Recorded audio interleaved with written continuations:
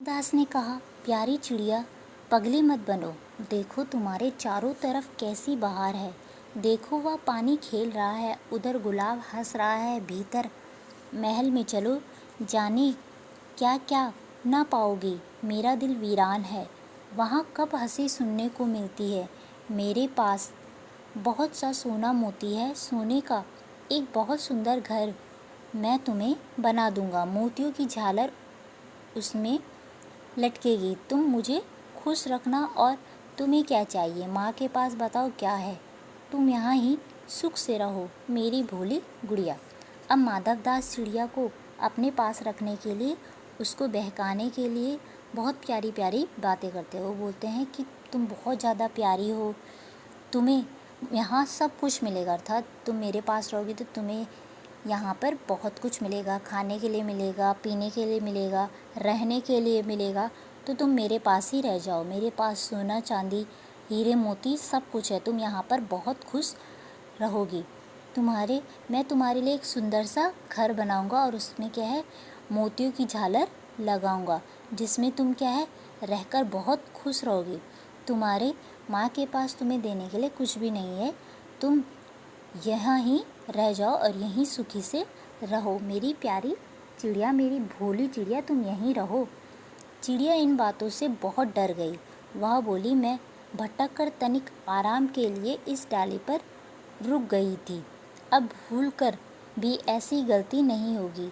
मैं अभी यहाँ से उड़ी जा रही हूँ। तुम्हारी बातें मेरी समझ में नहीं आती।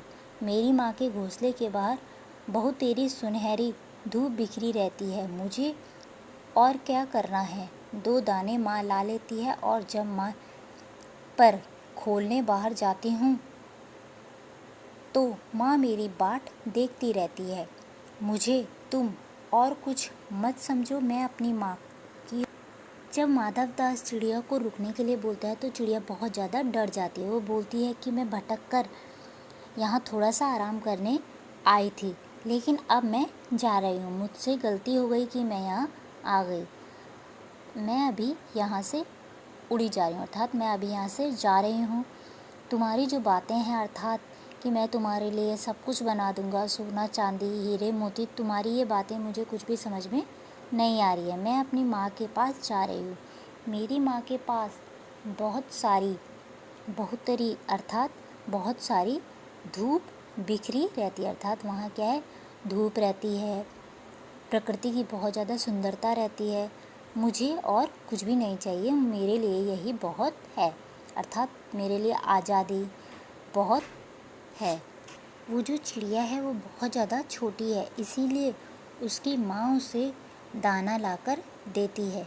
अब वो बोलती है कि जब मैं थोड़ा सा पर अर्थात पंख खोलने के लिए, अर्थात वो चिड़िया बहुत ज़्यादा छोटी है, इसीलिए अभ्यास करने के लिए, अर्थात उड़ने का अभ्यास करने के लिए वो थोड़ा सा बाहर आती है। तो मेरी माँ मेरा रास्ता देखती रहती है, अर्थात बाट अर्थात रास्ता देखती रहती है। और मुझे तुम और कुछ मत समझो, अर्थात मैं अपनी माँ की हूँ, तुम्हारी नहीं हूँ। मैं बस अपनी माँ की ही छोटी सी बच्ची हूँ। मैं तुम्हारे पास नहीं रुकूंगी, चाहे तुम मुझे कुछ भी दे दो। मुझे तुम्हारी धन दौलत का कोई भी लालच नहीं है। माधवदास ने कहा, भोली चिड़िया, तुम कहाँ रहती हो, तुम मुझे नहीं जानती। अब माधवदास कहते हैं कि भोली चिड़िया, तुम कहाँ रहती हो, तुम मुझे नहीं जानती कि मैं कौन हूँ, अर्थात मैं कितना अमीर हूँ। चिड़िया, मैं माँ को जानती हूँ, भाई को जानती हूँ, सूरज को और उसकी धूप को जानती हूँ, घास पानी फूलों को जानती हूँ। महामान्य, तुम कौन हो, मैं तुम्हें नहीं जानती। अब चिड़िया बोलती है कि मैं अपनी माँ को जानती हूँ, जो भाई सूरज है उसको जानती हूँ, वो हमें धूप देता है उसको जानती हूँ, जो ये फल पानी वगैरह है, ये फूल है, इन सबको जानती हूँ, अर्थात प्रकृति की सुंदरता को जानती हूँ। श्रीमान अर्थात महामान्य अर्थात श्रीमान, आप कौन हैं, मैं आपको नहीं जानती हूँ। माधवदास, तुम भूली हो चिड़िया, तुमने मुझे नहीं जाना। तुमने कुछ नहीं जाना। मैं ही तो हूँ सेठ माधवदास, मेरे पास क्या नहीं है, जो मांगो मैं वही दे सकता हूँ। अब माधवदास बोलती हो कि तुम बहुत ज़्यादा भोली हो कि तुम मुझे नहीं जानती हो। मेरा नाम सेठ माधवदास है। मैं तुम्हें हर वो चीज़ दे सकता हूँ जो तुम मुझसे मांगोगी। चिड़िया, पर मेरी तो छोटी सी जात है, आपके पास सब कुछ है, तब मुझे जाने दीजिए। अब चिड़िया बोलती है, मैं तो बहुत छोटी हूँ, अर्थात मैं चिड़िया हूँ और बहुत ज़्यादा छोटी हूँ। आपके पास जब सब कुछ है तो आप मुझे जाने दो। माधवदास, चिड़िया तू मेरी अनजान है, मुझे खुश करेगी तो तुझे माला माल कर सकता हूँ। अब चिड़िया बोलता है, अब माधवदास बोलते हैं कि चिड़िया तू बहुत ही ज़्यादा नादान है, तो अगर मुझे खुश करेगी तो मैं तुझे बहुत ज़्यादा माला माल अर्थात बहुत ज़्यादा अमीर कर दूंगा। चिड़िया, तुम सेठ हो, मैं नहीं जानती सेठ क्या होता है, पर सेठ कोई बड़ी बात होती होगी, मैं अनसमझ ठहरी। माँ मुझे बहुत प्यार करती है, वह मेरी राह देखती होगी। मैं मालामाल होकर क्या होंगी, मैं नहीं जानती। मालामाल किसे कहते हैं, क्या मुझे वह तुम्हारा मालामाल होना चाहिए? अब चिड़िया जब माधवदास जब बोलता है कि मैं तुम्हें माला माल कर दूंगा, बहुत अमीर कर दूंगा, तो चिड़िया बोलती है कि तुम सेठ हो, ये मुझे नहीं पता। सेठ क्या होता है मुझे ये भी नहीं पता है कि सेठ का मतलब क्या होता है। अब वो बोलती है कि सेठ शायद कोई बड़ा सा शब्द होगा, मुझे नहीं समझ में आता कि ये सेठ होता क्या है।